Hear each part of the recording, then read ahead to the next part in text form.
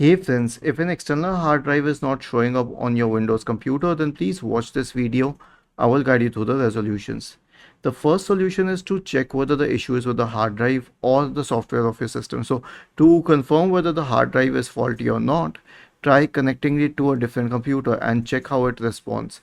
If it works with the other computer, then the issue is with your system. If it doesn't work with the other computer, then the issue is with the hard drive.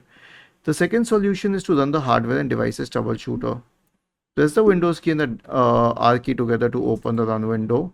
Type the command msdt.exe space -id space device diagnostic and hit enter. Open the hardware and devices troubleshooter. Click on next and it will start detecting the issues and resolve them if possible. And the last one is to update all drivers. So I'll tell you how we can update all drivers at once easily.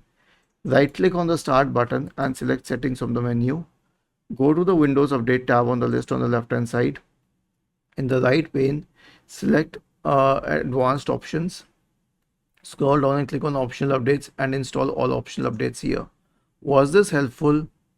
If yes, then please subscribe to the channel, and if not, then let us know in the comment section of this video on how we could help you further. Thank you for watching this video and have a nice day.